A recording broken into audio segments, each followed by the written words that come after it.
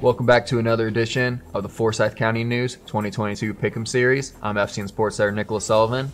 Joining me is Derek Richmond. We're going to be breaking down the Week 6 slate. 9 teams in action this week. Only West Forsyth is off this week. We're going to start off with Walnut Grove heading to East Forsyth.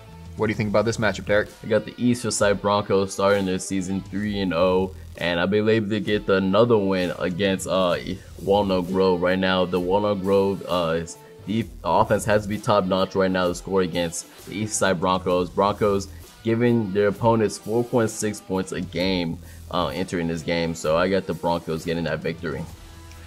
Yeah, I mean, East Forsyth got off to a little bit of a slow start last week, but they really turned it on in the second half, and that defense was lights out throughout the game, and I think they'll be able to ride that momentum into another victory and pick up a Region 8 4A win.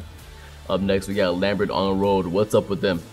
So they're going to be putting their 4-0 record to the test in a tough road matchup with East Coetta, and the Longhorns got off to a great start last week, up 28-0, up like a minute and a half into the second quarter. Wow.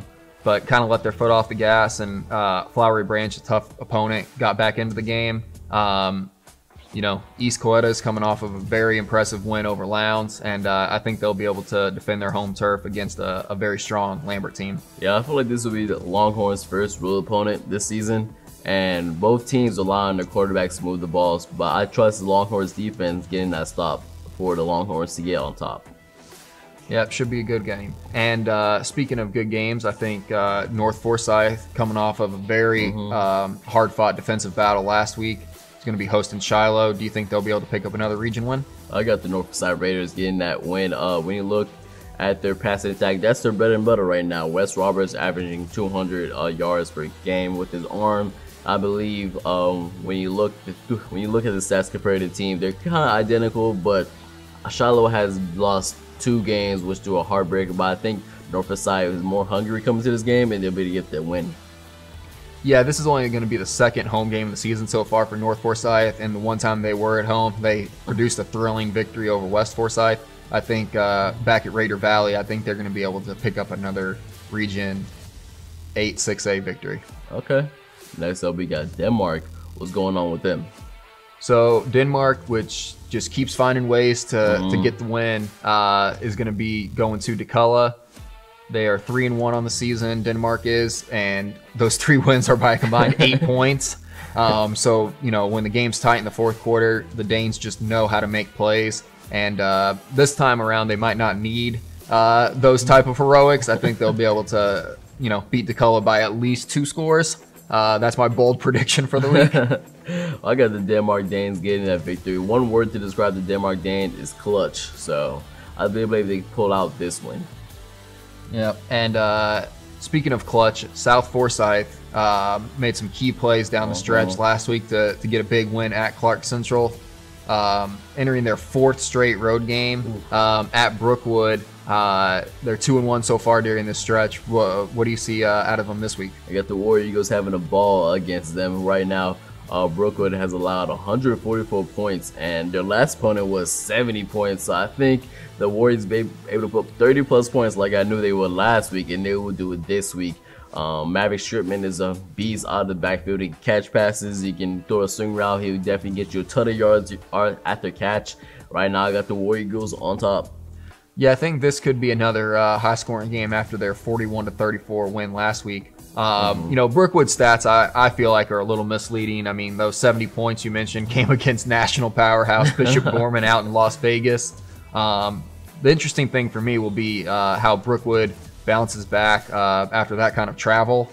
And obviously they'll be back at home, and they've got an Alabama quarterback, Alabama committed quarterback, which is obviously going to be a tough challenge for the South Forsyth defense. But I think the War Eagles will be able to have just enough in the tank to be able to pick up what will go down as a pretty impressive win.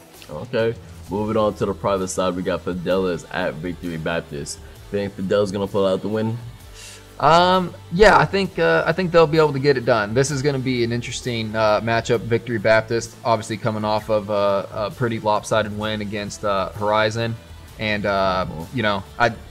they'll they'll be at home, so that's going to be a tough challenge for Fidelis. But the Rangers are rolling right now. They can throw it, they can run it, and I think the defense coming off of a shutout win last week will have a lot of confidence. Well, I got Victoria back this getting the win. Their offense is too powerful right now, and I think that Fidelis will be shocked how they play. So got Victoria Baptist with the win. And now we've got Forsyth Central coming off a heartbreaker last week, traveling to new Gwinnett County School, Seconder. Do you think the Bulldogs are going to bounce back in a big way this week? Yeah, I think the Forsyth Central Bulldogs will be able to bounce back. When you look at their last heartbreaker game, penalties tormented them and then fumble at the goal line to tie it up, which really killed their drive right now. But I got the Bulldogs getting that win. When we look at Seconder, their fourth game ever, and I think Central's been here for a long time, so I think Central will be able to get that win, and Jais will get back on the board of being a rushing touchdown leader. Yeah, I think this is going to be a name your score kind of game for Forsyth Central. Depending on how David Rooney wants to run it out there, if he wants his starters to play a long time, or if he wants to work in a lot of the JV kids, that kind of thing.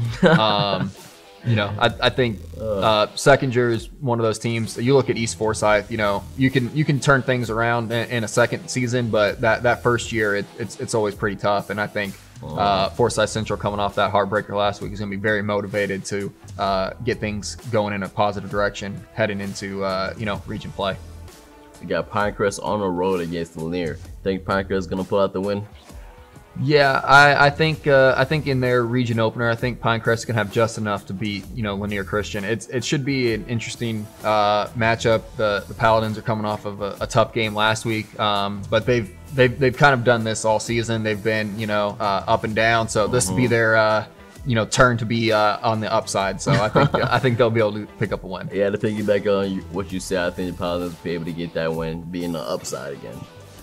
And lastly, we've got Lafayette Christian traveling to Horizon Christian. Do you see the Warriors being able to break out of their recent slump? Yeah, I don't think so. I got the Warriors losing this game right now. You got to check on their defense right now. 48 points against Victory Baptist, and then 46 points to Kingsway. Something has to change for the Warriors defense coming up to this game, and I don't think it'll be this Friday. Yeah, this is obviously a tough matchup to open the region schedule for Horizon. Obviously a huge game for them against a very tough Lafayette Christian team. But yeah, until they show that those defensive woes have been addressed, I think we have to go with Lafayette this time around. So that'll conclude the Week 6 schedule for Forsyth County News. I'm Sports Editor Nicholas Sullivan. And I'm Derek Richmond. Thanks for tuning in. And we'll see you next week.